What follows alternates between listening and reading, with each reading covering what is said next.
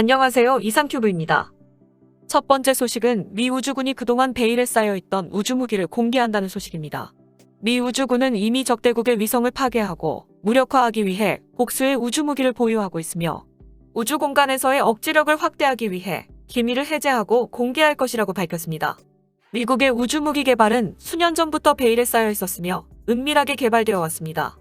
트럼프 대통령은 우주군 창설에 맞춰 우주무기와 관련된 기술을 작년 스페이스 심포지엄에서 공개하려던 계획을 중단시켰고, 바이든 대통령은 우주무기 발표 계획을 재검토하면서 다시 두터운 베일에 쌓이게 되었습니다.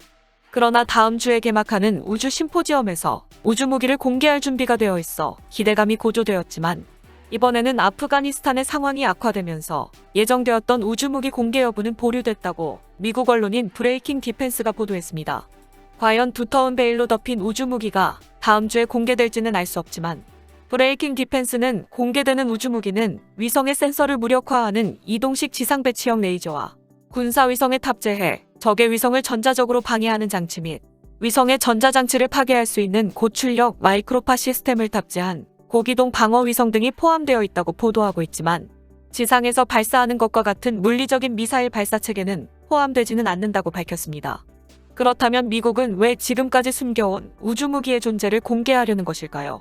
이에 대해 브레이킹 디펜스는 매우 흥미로운 말을 하고 있습니다. 미 우주군은 지금까지 숨겨온 우주무기의 존재를 공개하면서 러시아나 중국이 은밀하게 우주공간에 배치하고 있는 우주무기와 현대전의 필수적인 위성 측위 시스템이나 정찰 및 감시 위성을 언제라도 공격할 수 있다라고 공개 선언하고 있는 것이라며, 우주공간에서의 억지력을 가장 빨리 형성할 수 있는 방법은 베일에 쌓여있던 우주무기의 공개라고 미국은 생각하고 있다는 것입니다. 우주무기의 공개를 가장 적극적으로 추진하고 있는 미 합동참모본부 부의장 존 하이트는 눈에 보이지 않는 무기로 적을 억제하는 것은 불가능하다라고 주장하고, 전통적 생각을 가진 사람들을 깨우기 위해서라도 우주무기를 빨리 공개해야 한다고 발언했습니다. 하이튼 부의장의 발언 중 가장 흥미로운 발언은 억지력은 비밀스런 세계에서는 발생하지 않으며 비밀투성인 우주에서는 억지력이 생길 수 없다라고 주장한 점입니다.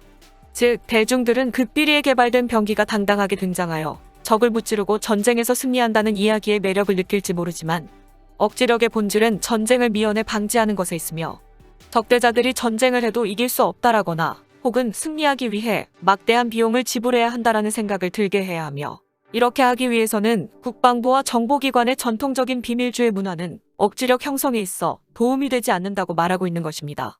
물론 억지력을 구축하기 위해 모든 기밀을 공개해야 된다는 것은 아니지만, 하이튼 부의장이 지적한 것은 과잉한 기밀이며 힘 노출을 잘 통제하라는 뜻이기 때문에 개인적으로는 전혀 빗나간 생각은 아니라고 생각됩니다.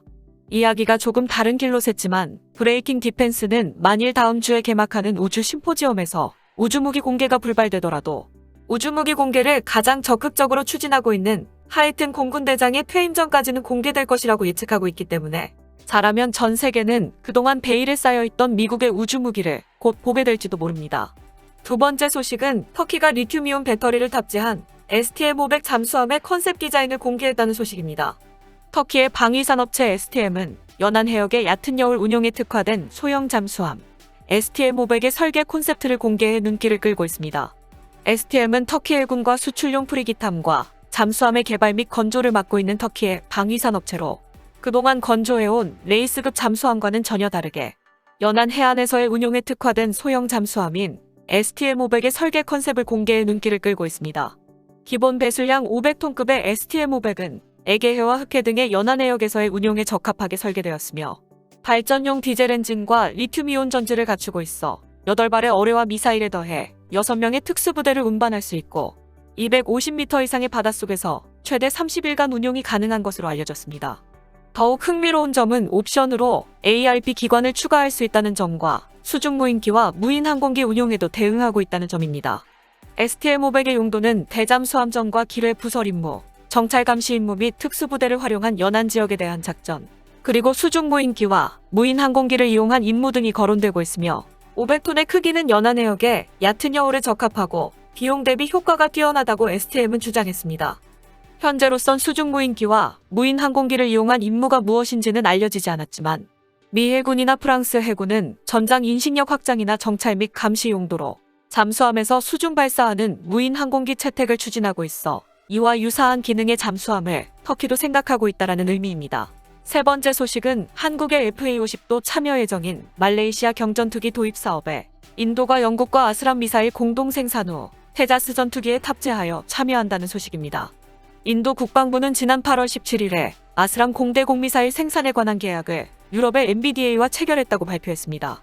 인도 언론은 유럽의 MBDA라고 보도했지만 실제로는 MBDA UK와 계약을 체결한 것으로 보입니다. 인도 국방부는 지난 8월 17일에 인도의 탄약민 미사일 개발 제조업체인 바라트 다이나믹스가 유럽 MBDA와 아스람 공대공 미사일에 관한 생산 계약을 체결했다고 밝히고, 이 계약에 따라 유럽의 MBDA는 인도의 바라트 다이나믹스의 기술 이전 후 인도 내의 아스람 미사일의 최종 조립과 통합, 시험 시설을 2023년까지 설립하게 됐다고 밝혔습니다. 즉, 영국과 인도는 앞으로 아스람 미사일을 공동으로 제조한다는 의미인데, 왜 영국은 인도와 공동으로 아스람 미사일을 제조하는 것일까요? 영국의 BAE가 개발한 적외선 유도 단거리 공대공 미사일 아스람은 미국과 독일 등이 채택할 것으로 예상됐으나 여러 가지 사정으로 인해 미국과 독일 모두 개발 계획에서 이탈해버렸으며, 최종적으로 아스람을 채용한 곳은 영국의 타이푼과 호주의 FA-18AB, 그리고 인도의 제규어 전투기 3개국뿐이며, 호주 공군은 FA-18F에서 단거리 공대공 미사일을 아스람에서 AIM-9X로 전환해 현재 아스람 미사일의 운용국은 영국과 인도뿐입니다. 참고로 아스람 미사일을 개발한 영국의 BAE 시스템은 미사일 개발을 담당하는 파트가 빠져나가 2001년에 프랑스 에어버스와 이탈리아의 레오나르도, 영국 BAE 시스템의 미사일 부분을 합병하여 설립한 기업이 유럽의 MBDA입니다. 영국은 이어 F-35B에서도 아스람을 운용할 예정이며 7천만 달러의 비용을 들여 통합 작업이 진행 중이지만, 인도는 수호의 30MKI 272대와 테자스 MK1 22대, 그리고 MK1A 83대 등 자국 공군의 표준 단거리 공대공 미사일로 아스람 미사일을 탑재한 전투기를 대폭 늘릴 계획이며, 이를 배경으로 인도는 아스람 미사일의 대량 도입을 조건으로 영국에게 아스람 미사일의 공동 제조를 요구하고 있는 것입니다. 인도의 이러한 제안에 영국이 응한 이유는 인도의 테자스 전투기의 적극적인 해외 수출 정책과도 연관되어 있습니다.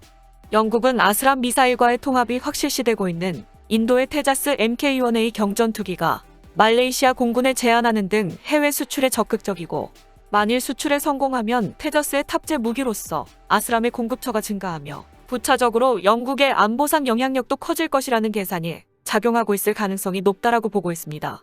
인도로서도 아스람의 조달에 투자하는 자금의 일부가 자국 내에서 돌아 조달 후의 유지 보수도 자국에서 실시할 수 있다는 이점은 무시할 수 없는 것이기 때문에 이번 거래는 인도와 영국 양국 간에 있어서 윈윈의 관계라고 말할 수 있지만, 테자스 전투기에는 이스라엘제 단거리 공대공 미사일도 통합되므로 인도는 해외 수출 시에 영국과 이스라엘을 저울질하게 될지도 모릅니다.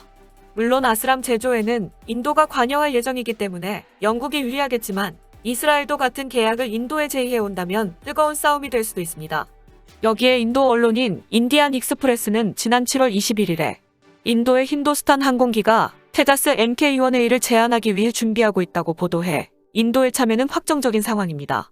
인도의 언론에 따르면 HAL 관계자는 테자스 MK1A의 기체 단가 수출 가격은 30.9억 루피로 인도 공군용과는 다르게 구성될 것이라고 말했으며, 현재 언론은 테자스 MK1A가 말레이시아 수출에 성공한다면 힌두스탄의 항공기 설계 능력이 해외 시장에서 인정받는 셈이 되어 이 회사가 판매하는 제품의 가치가 높아질 것이라고 보도하여 인도는 말레이시아 경전투기 도입 사업에 사활을 걸고 있는 것으로 보입니다. 이상 마치겠습니다. 시청해주셔서 고맙습니다. 이상큐브였습니다.